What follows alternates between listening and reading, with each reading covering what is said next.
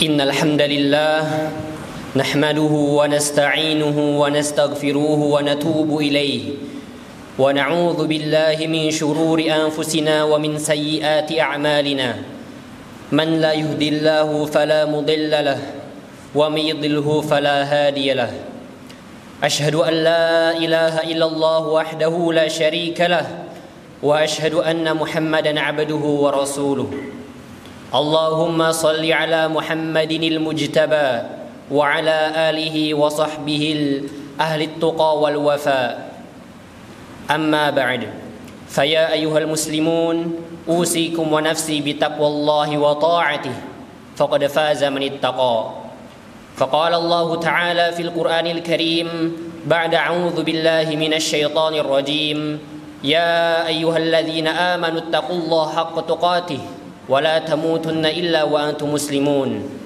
يا أيها الناس اتقوا ربكم الذي خلقكم من نفس واحدة وخلق منها زوجها وبث منهما رجالا كثيرا ونساء واتقوا الله الذي تساءلون به والأرحام إن الله كان عليكم رقيبا يا أيها الذين آمنوا اتقوا الله وقولوا قولا سديدا يصلح لكم أعمالكم ويغفر لكم ذنوبكم ومن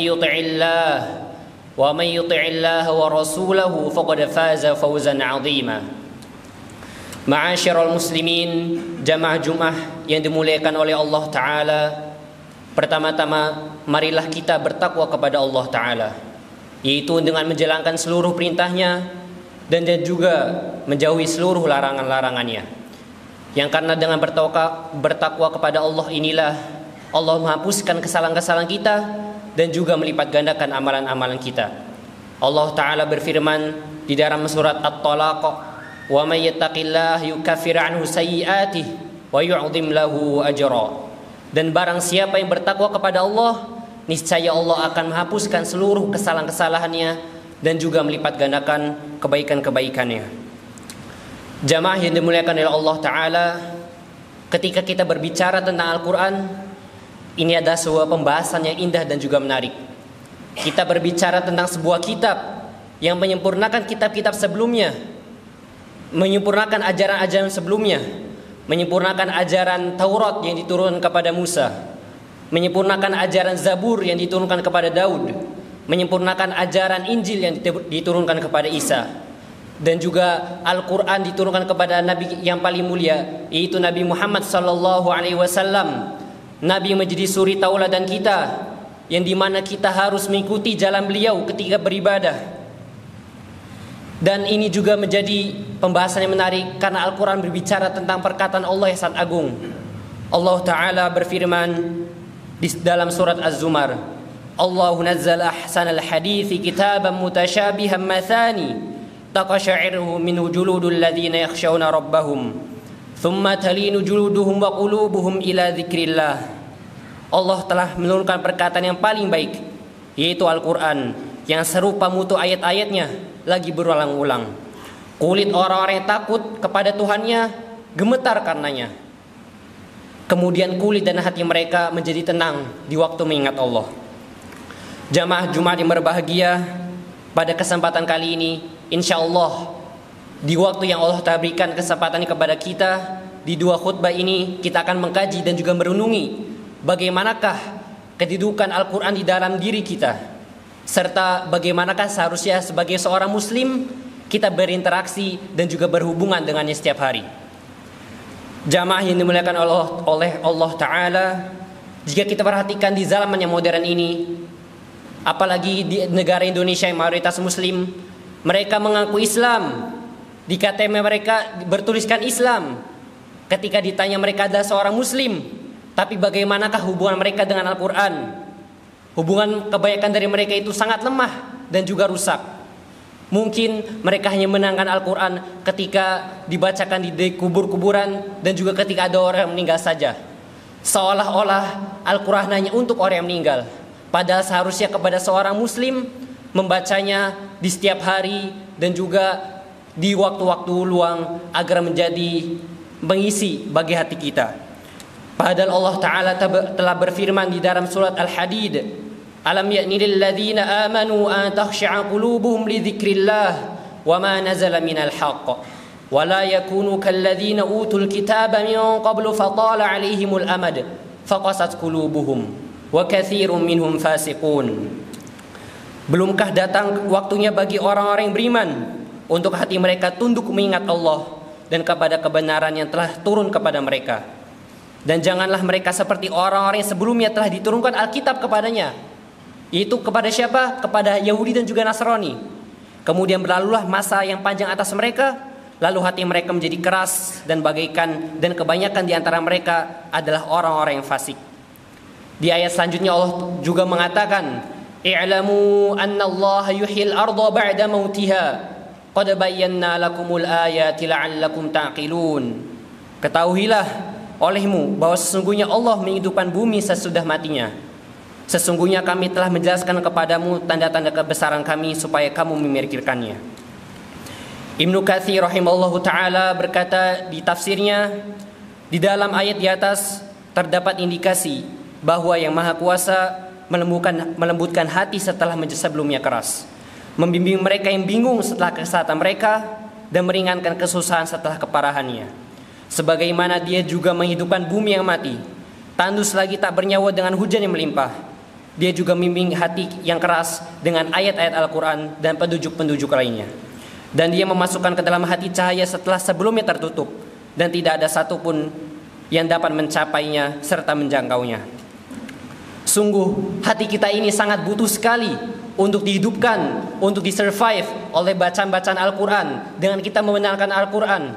Karena kita ini terkadang telah berpaling daripada Al-Quran. Wa man a'rada 'an dzikri fa inna lahu ma'isyatan dhanka wa nahsyuruhu yaumal qiyamati a'ma. Dan barang siapa yang telah berpaling dari mengingatku, yaitu salah satunya dengan membaca Al-Quran, maka baginya kehidupan yang sempit, dan kami akan mengumpulkan di hari kiamat mereka dalam keadaan buta. Wahai hamba Allah Ta'ala sekalian, Al-Quran adalah sumber mata air dan penyegar bagi hati kita. Sebagaimana hujan membasahi bumi, tumbuh hijau-hijau di dalamnya, kita menjadi nyaman dan tenang dan merasa adem, tidak kepanasan, karena banyak sekali pohon-pohon yang tumbuh di dalamnya. Dan itu juga sebagaimana Al-Quran yang seharusnya kita tumbuhkan dalam diri kita. Sudah seharusnya seorang muslim memiliki quality time, waktu di mana dia berduaan dengan Allah dengan mengisinya dan ibadah dan berzikir, dan salah satunya juga dengan membaca Al-Quran. Meskipun hanya satu halaman saja, ketahuilah wahai saudaraku, semakin banyak lembaran Al-Quran yang kita baca dan kita renungi setiap harinya, maka hidup yang kita jalani akan semakin berkah dan semakin bahagia. Ibnu Taimiyah rahimallahu taala mengatakan, "Ma ra'aitu syai'an yudhil 'aqla war ruha wa yahfadhul jisma wa yadmanul sa'adah aktsaru min idamatin nadhari fi kitabillahi ta'ala." Aku tidak mendapati sesuatu yang dapat memelihara pikiran dan jiwa, memelihara tubuh, dan menjamin kebahagiaan melebihi ketekunan seseorang dalam melihat dan membaca kitab Allah Ta'ala. Beberapa ahli tafsir juga mengatakan, "Ishtaghalna bil Qur'an faghamaratna al barakat wal khairati fid dunya." Kami tersibukkan dengan Al-Quran sampai-sampai kami dipenuhi dengan keberkahan dan karunia di dunia ini. Jika jamaah sekalian, ini menjadi peringatan bagi khotib pribadi dan juga kepada jamaah sekalian. Jika kita masih merasa tidak senang ketika membaca Al-Quran, mudah merasa bosan, ketahuilah itu pasti karena masih ada secercah dosa-dosa di dalam diri hati kita. Masih ada banyak sekali syahwat dan juga fitnah yang telah menutupi sehingga ia tidak mau menerima Al-Quran.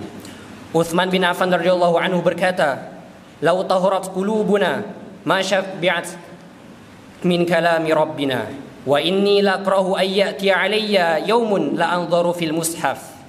Kalau hati kita bersih, niscaya kita tidak akan pernah merasa kenyang untuk membaca kalamullah. Dan aku sangat membenci apabila terlihat suatu hari kepadaku sedangkan aku tidak melihat selembaran dari Al-Quran.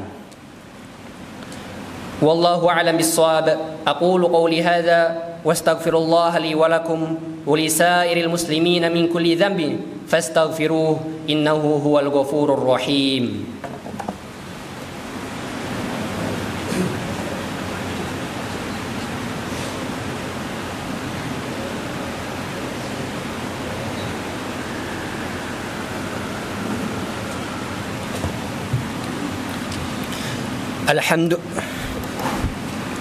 الحمد لله وكفى وأصلي وسلم على نبي المصطفى وعلى آله وصحبه أهل الوفاء أشهد أن لا إله إلا الله وحده لا شريك له وأشهد أن محمدا عبده ورسوله لا نبي ولا رسول بعده أما بعد.